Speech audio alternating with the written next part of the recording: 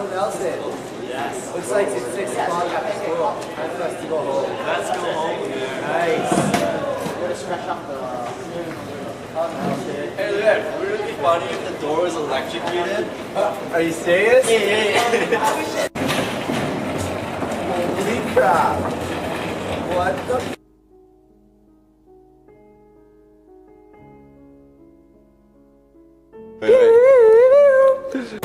What the? This looks like contact. Oh. That's what you think, Nelson. You're just in the past. That's right, Nelson. No way. You touched the magical electrical door that takes you to the past of fun. You're in. Yes, I'm about to tell you about Alessandro Volta. Come, follow me. Oh. Okay. Now, have a seat, Nelson. Have a seat. I'm going to take you to Alessandro Volta's residence. The year is 1745, and it's February 18th. Volta was born today, and right now the Italian boy is crying with his mother. Later he's going to grow up to be a young infant who will seem really stupid at first, but then once he hits age 4, he's going to show more intelligence than anyone else. Although his parents want him to be religious, he's going to reject it and pursue physics. And by 29, he's going to become a well-known professor of physics. Awesome. Okay.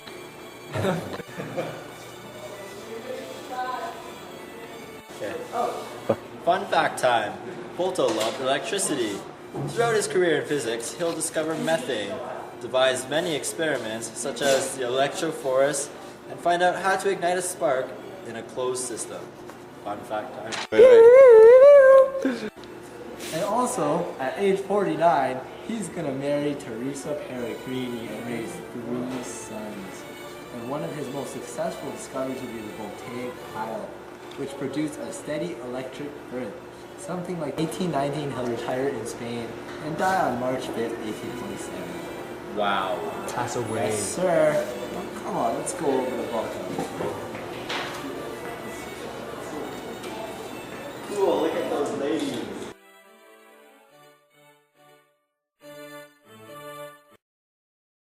Wow, that is a pretty crazy low-neck gown you're wearing.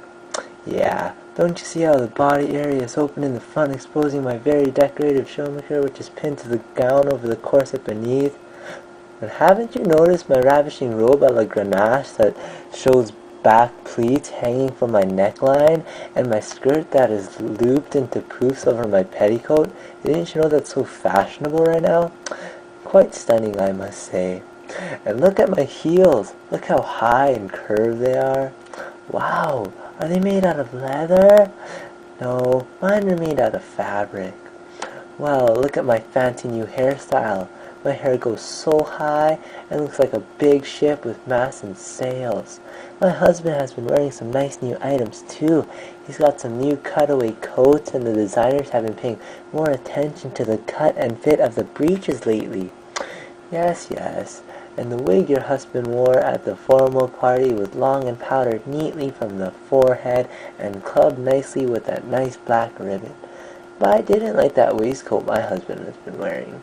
He's got the one without the sleeves, against my opinion. However, I like that banyan he's wearing. Yes, yeah. Oh, now, Nelson, stop following those gossiping old ladies. Come with me. Yes. Wait a second, something doesn't seem right. Oh, snap! I brought you to the wrong time. It's 1790s. We're supposed to be in 1745. Oh, my bad. Hold on while I try to transform us back into 1745. Whoa. Looks like we're in Volta's house now. Good job, me. Good job, wizard. Good, now we're back to 1745. Come on, let's walk up and find Volta.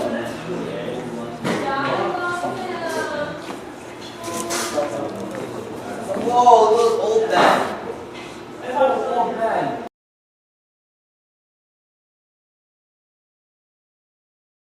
So, speaking about wars and other things that have happened the past few decades, how about that 7-year war that happened from 1753 to 1763?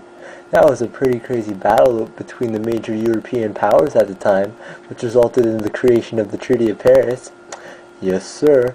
And how about the American Revolutionary War that was going on in 1775 to 1783 between Great Britain and the American colonies fighting for independence in North America, which resulted in another Treaty of Paris granting America their independence? Ho ho ho, that was pretty crazy. But definitely not as crazy as the French Revolutionary Wars, which may just lead to the Napoleonic Wars that are going on right now. Yes, sir.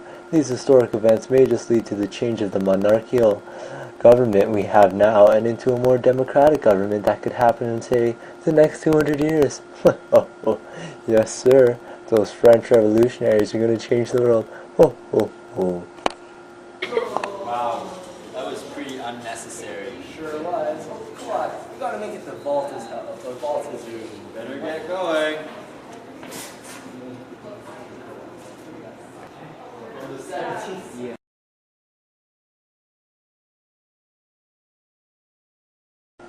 Yeah, look at some of that art in the 18th century. See this one? This is a self-portrait of Hogarth Williams he made in 1745. He was a pretty famous artist in his lifetime. He also made this one, titled The Shrimp Girl, in 1760. This one's titled Lady Cockburn and Her Three Eldest Sons. Sir Joshua Reynolds created this one back in 1740. Reynolds was historically arguably the most important figure in British painting. He was a pupil of Hudson in London in 1740, and he studied in Rome in 1750 to 1752, with the aim of reconciling the grand style and portrait painting in Europe. Sculpting was also very popular at the time. Sculptors such as John Michael Risbach and Louis Francois Rubillac from England and France were two very famous sculptors in European stature. They were very active in England. So here we are, finally at young Volta. This newborn baby will become a great contributor to physics, and he's going to receive an amazing honor. As early as 1775, at age 21, he's going to invent the electrophorus, a device that produces a static electric charge. I mentioned this earlier, a major discovery at the time. Without this, Volta would not have been able to create the voltaic pile in 1800, which ultimately would lead to the invention of the battery.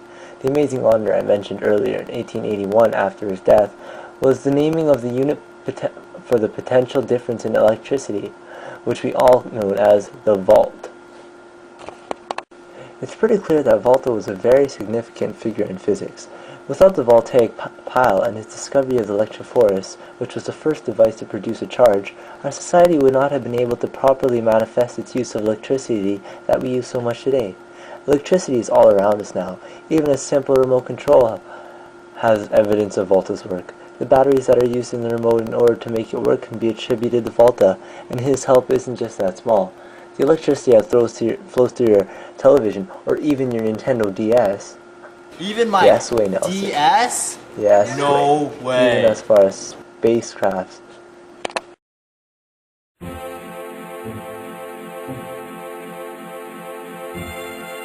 Wow, that was interesting. Yes, looks like I told you enough about Volta. Time to bring it back you. to the channel. Follow me. Nice. Well, that's what I said. Yeah.